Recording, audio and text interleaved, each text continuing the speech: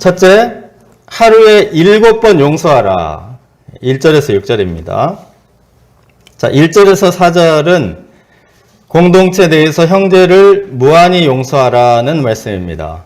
작은 자 중 하나를 실족하게 하느니 차라리 연자맷돌을 그 목에 매어서 바다에 던져지는 것이 낫다. 무서운 말입니다. 연자맷돌은 농작물 껍질을 벗기는 도구인데, 돌입니다, 돌. 이스라엘에서 이제 직접 찍은 사진입니다. 1900년에서 1920년이니까 100년 전에 찍은 사진이네요. 이게 이제 작은 연자맷돌인데 30-40kg 정도 되는 것부터 시작해서 큰 것은 1톤에서 4톤까지 이렇게 이제 엄청나게 큰 연자맷돌도 있습니다. 예, 공포스럽고 잔혹하고 끔찍한 형벌입니다. 작은 자 중에 하나라 할지라도 신앙을 잃게 한다든가 신앙을 떠나게 하는 것은 이처럼 악한 일이다 라는 말입니다. 천국에 갈 사람을 지옥불에 떨어져서 영원한 심판을 받게 만든다. 이것은 결코 용납할 수 없는 일입니다. 타인의 신앙에 악영향을 끼치는 행위에 절대로 연루되지 말라 하는 말씀입니다. 실족하게 하지 않으려면 어떻게 해야 합니까? 하루에 7번이라도 형제의 죄를 용서하라고 하십니다. 마태복음에는 70번에 7번이라도 용서하라고 하셨는데 하루에 7번, 사실 동일한 표현 같습니다. 무한히 용서하라. 고의적으로 반복해서 간교하게 죄를 짓는데 용서하라 이런 뜻은 아니고, 회개하노라 하거든 용서하라는 단서가 붙어 있습니다. 그렇지만 그렇다 할지라도 죄라는 것은 타인에게 피해를 주는 일입니다. 물리적 피해, 물질적 피해, 꼭 이렇게 보이는 피해가 아니라도 엄청난 스트레스를 주는 것이 죄입니다. 그렇지만 진심으로 사과하면 용서를 반복하라는 말입니다. 사실 한 번 죄를 범했을 때도 용서하기는 쉽지 않습니다. 하루에 3번 정도 같은 죄를 범하면 폭발할 것 같습니다. 또 그래, 또. 그러므로 이것은 막 인내심을 키워라 이런 말이라기보다는 어느 정도 수준이냐. 신자는 용서가 체질이 되어야 한다 하는 말씀입니다. 우리가 교회에서 할 수 있는 일이 여러 가지가 있습니다. 그런데 신자들의 주요 직무, 교회에서 가장 많이 해야 할 일은 용서하는 일이다 라는 말씀입니다. 우리가 가정과 교회와 학교와 직장에서 그리스도인으로서 가장 훈련해야 할 경건, 이것은 용서입니다. 7번 용서하라 라고 말씀하셨으니 좋아. 하나, 둘, 셋, 넷, 다섯, 여섯, 일곱, 내가 할 줄 알았어. 이렇게. 네. 이거 숫자의 문제입니까? 7번 용서하라는 말은 무슨 말이겠습니까? 카운트하라는 말이 아니죠. 그 사람을 진심으로 사랑하라는 말입니다. 우리가 어떤 사람을 진심으로 사랑하면 내 마음에 준비가 됩니다. 용서할 준비가 되는 것입니다. 이것은 용서의 횟수가 문제가 아니라 예수님께서 사랑하신 한 영혼을 사랑하느냐의 문제입니다. 5절을 보시면 제자들이 우리에게 믿음을 더하소서 하고 한숨을 쉬며 말합니다. 우리 교회가 전도하느라 선교하느라 바쁜데 반복해서 죄를 범하는 작은 자 하나를 용서하고 또 용서하고 그 사람이 사고 치는 것을 또 감당하면서 살아야 하는가? 한숨이 안 나올 수 없습니다. 뽕나무 뿌리가 뽑혀서 바다에 심기운다. 기적이 일어난다 라는 말을 이런 식으로 과장법으로 표현한 속담입니다. 뽕나무는 이제 원래 이스라엘에서는 돌무화과 나무를 말합니다. 요거는 이제 삭개오의 뽕나무라고 알려진 참무화과 나무 이렇게 크지 않습니다. 돌무화과 나무인데 요거는 이제 이디오피아에 있는 돌무화가 나무인데 200년 된 건데 이런 나무를 지금 여기서 뽕나무라고 하는 것입니다. 이 뽕나무는 뽑을 수 없는 나무 상징이면서 인간의 죄와 허물의 상징이기도 합니다. 인간의 죄의 뿌리가 그렇게 깊고 그래서 죄인이 변화되는 것은 그처럼 불가능하다. 그래서 이 뿌리가 뽑히는 것도 기적인데 바다에 심기운다는 것은 더 놀라운 기적입니다. 바다에 어떻게 나무를 심습니까? 도저히 있을 것 같지 않은 곳에 존재하는 기적을 말합니다. 예를 들어서 연쇄살인범이 천국에 있겠습니까? 절대 있을 수 없고 있어서는 안 될 일 같은데 바로 이런 일이 예수님 안에서 일어났습니다. 당시 악랄하고 천한 죄인들로 여겼던 세리들과 창기들이 예수님을 믿고 새 사람이 된 것입니다. 심지어 세리 레위는 성 마태로서 예수님의 12사도 중 하나가 되었습니다. 뽕나무 뿌리가 뽑혀서 바다에 신기운 사건입니다. 용서가 어떤 놀라운 기적을 일으킬지 모르니 용서하고 또 용서하고 용서의 달인이 되어라 라는 말씀입니다. 둘째, 무익한 종 7절에서 10절입니다.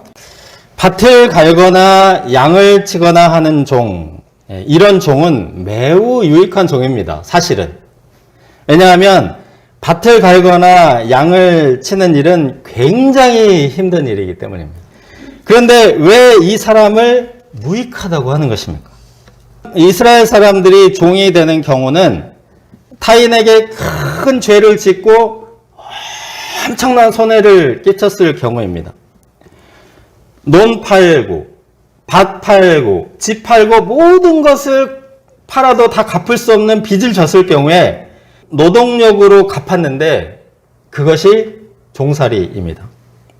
이렇게 종이 된 사람이 밖에 나가서 밭 갈고 양치고 고된 노동을 하고 집에 돌아오면 주인이 아이고 고생했네 그려 하면서 먹고 마시고 막 쉬라고 하지 않습니다.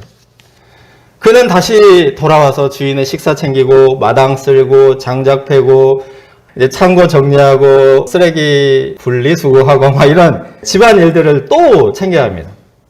수고했다는 말 한마디 듣지 못하는 이유는 빚을 갚고 있는 중이기 때문에 하여야 할 일을 하고 있는 것 뿐이기 때문입니다.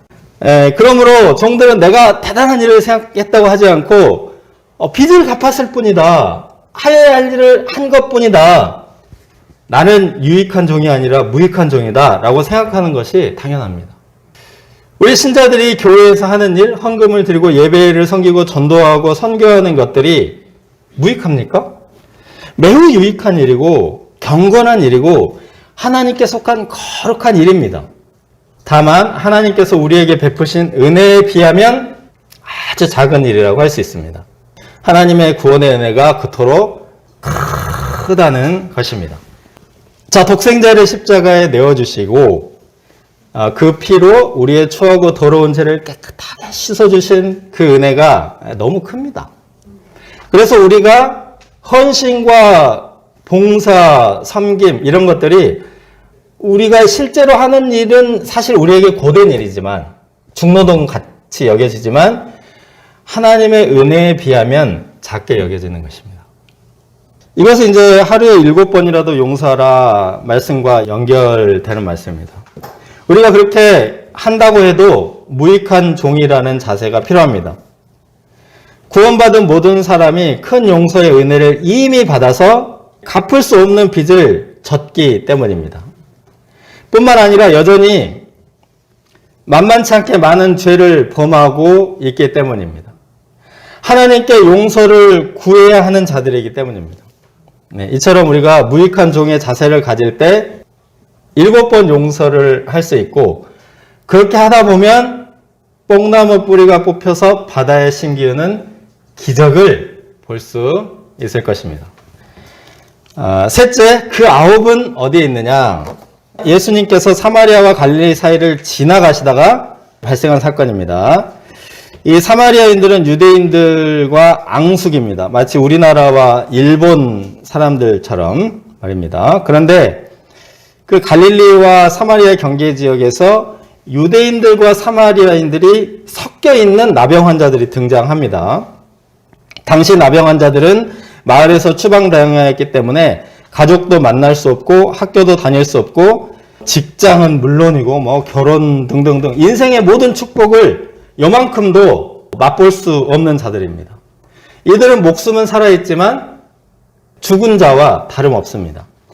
인생의 소망이 단 하나도 없고 사람들의 관심 밖으로 버려진 사람들입니다. 그런데 이들이 예수님께 나왔습니다. 10명의 나병 환자가 합심하여 소리를 높여 예수님을 불렀습니다. 예수 선생님이여, 우리를 불쌍히 여기소서. 한 사람 목소리도 되게 큽니다. 아마 절박했기 때문에 엄청나게 크게 부르짖은 것 같습니다. 그런데 이제 10사람이 막 소리를 질렀습니다. 예수님은 이렇게 합창하는 이들을 불쌍히 여기시고 고쳐주십니다. 가서 제사장들에게 너희 몸을 보이라 방향을 주셨습니다. 그런데 그들이 예수님의 말씀대로 제사장에 가는 도중에 깨끗함을 받은 것입니다. 기적이 일어났습니다. 그것도 10명의 나병 환자가 동시에 나음받는 집단적 치유의 기적입니다. 그런데 그 중에 한 사람이 가던 길을 멈추고 큰 소리로 하나님께 영광을 돌리며 돌아옵니다. 하나님께서 나를 고치셨습니다. 그리고 예수님의 발 앞에 엎드려서 감사의 예배를 드립니다.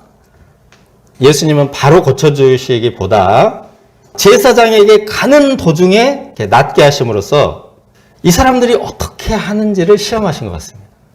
그런데 그들 중에 한 사람만 돌아와서 예수님께 감사합니다. 10사람이 다 깨끗함을 받지 아니하였느냐? 그 9은 어디에 있느냐? 이 이방인 외에는 영광을 돌리러 온 자가 없느냐? 예수님은 감사하러 돌아온 사마리아인을 크게 칭찬하십니다. 그러나 감사의 자리, 예배의 자리로 돌아오지 않는 9명의 축복받은 유대인들 때문에 한탄하십니다. 그 9은 어디에 있느냐? 불치병을 깨끗함을 받고도 감사하러 돌아오지 않느냐? 그렇게 큰 은혜를 받고도 왜 하나님을 예배하지 않느냐? 마땅히 하나님께 감사하고 헌신하고 섬기는 자리에 있어야 할 자들이 왜 한 사람도 보이지 않느냐? 이것은 초대교회의 현실에 대한 예수님의 한탄이기도 합니다. 구약시대부터 유대인들은 많은 은혜를 받았습니다. 하나님께서 세상의 많은 나라와 많은 백성들 중에 특별히 유대인들을 택하여 하나님의 백성으로 삼아주셨습니다. 그들에게 온 세상 만민의 구원자 메시아를 약속하셨고 결국은 예수님을 그리스도로 보내주셨습니다. 그런데 예수님의 십자가와 보혈과 부활의 능력으로 세워진 초대교회에 정작 유대인들이 보이지 않았습니다. 이방인들만 가득 들어와 앉아 있었던 것입니다. 10사람이 다 깨끗함을 받지 아니하였느냐? 그 9은 어디에 있느냐? 은혜 받은 사람들이 모두 하나님을 섬기고 예배하는 것은 아니라는 말씀이기도 합니다. 하나님의 기적을 체험한 사람들, 하나님께 기도하고 놀라운 응답을 받아서 건강과 물질의 축복을 받은 사람들, 이런 사람들이 다 구원에 이르는 것은 아니라는 말입니다. 왜 이런 일이 발생합니까? 왜 나병과 같이 저주받은 병, 불치병을 나음을 받고도 하나님을 섬기지 않는 것입니까? 이것은 하나님께 받은 은혜에 대한 인식의 문제입니다. 사마리아인은 왜 돌아왔을까요? 예수님께서 새 생명을 주셨다. 죽었던 나를 살려주셨다. 라고 얘기했기 때문입니다. 그런데 유대인들은 다르게 생각한 것 같습니다. 유대인들은 예수님의 치유를 통해서 그들의 삶을 조금 개선해 주셨다 정도로 여겼습니다. 큰 인식의 차이입니다. 나병으로 썩어 들어가는 몸을 고쳐주시고 망하고 죽은 것이나 다름없는 인생에 새로운 기회를 주셨는데 약간의 개선이 있었어. 조금 도움을 주셨지라고 여기는 것입니다. 그러나 사마리아인은 죽은 것이나 다름없는 사람을 살려주셨다고 여겼습니다. 그래서 사마리아인은 예수님의 발 앞에 엎드렸습니다. 이것은 단순한 고마움을 표현을 넘어서서 예배의 행위입니다. 즉 하나님이신 예수님의 신성을 발견하고 예배한 것입니다. 또 이 행위는 누가복음이나 사도행전에서 예수님의 발 앞에 앉는다는 행위, 또 예수님의 발 앞에 엎드리는 행위는 진정한 회개의 표현입니다. 예수님만 따르는 제자가 되겠다라는 표현입니다. 자신의 삶을 드린다는 헌신의 표현입니다. 그래서 지금 내가 여기 있사오니 나를 가르쳐 주시면 내가 그 말씀대로 살겠습니다. 지금 내 몸이 여기 있사오니 내 손과 발이 여기 있사오니 무슨 일을 시키시든지 지시하는 대로 따르겠습니다. 사마리아인의 감사가 바로 이런 표현입니다. 그 아홉은 어디 있느냐? 놀라운 기적과 큰 은혜를 체험하고도 예수님께 돌아오지 않는 사람들이 많습니다. 받은 은혜를 과소평가하기 때문입니다. 우리 속담에 화장실 들어갔을 때와 나올 때 생각이 달라진다 라는 말이 있습니다. 인생의 위기에 처했을 때는 큰 소리로 하나님의 은혜만을 절박하게 붙들었으나 막상 인생 문제가 해결되고 나서는 은혜를 잊어버린 것입니다. 은혜는 물에 새기고 원수는 돌에 새긴다라는 말처럼 우리 인간은 하나님께 받은 은혜를 축소하는 경향이 있습니다. 감사하고 예배하는 것을 싫어하고 그것을 원하시는 하나님을 대적하는 경향이 있습니다. 태초에 에덴 동산의 축복을 받은 아담도 감사와 예배보다는 선악과를 따먹으면서 하나님의 자리까지 넘보았습니다. 그 아담의 불순종의 피, 반발심과 대적의 피가 우리 속에 흐르고 있는 것입니다. 예수님 바로 이 점을 경고하시고 안타깝게 여기십니다. 그 아홉은 어디 있느냐?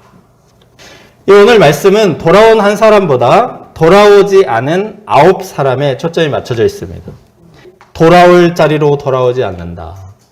있어야 할 자리에 있지 않는다라는 탄식입니다. 하나님의 놀라운 기적을 경험한 많은 사람들이 온데간데 없이 떠나서 사라져버린다는 것입니다. 우리가 하나님의 크신 은혜를 다시 돌아보아야 하겠습니다. 여러분, 우리는 무익한 종입니까? 아니면 하나님께서 주신 것보다 더 많은 것을 돌려드린 유익한 종입니까? 하나님의 구원과 부르심의 은혜를 가만히 생각해 보면 우리는 아직도 여전히 무익한 종임을 발견할 것입니다. 또한 더 많은 은혜와 축복을 예비하시고 베푸실 준비가 되어 있는 그 하나님의 놀라운 사랑을 발견할 것입니다. 하나님의 은혜는 갚을 수 없는 것이로구나 깨달을 것입니다. 예수님께서 찾으실 때 우리는 돌아온 한 사람과 같이 예배의 자리, 제자의 자리, 무익한 종의 자리에 있을 수 있기를 기도합니다.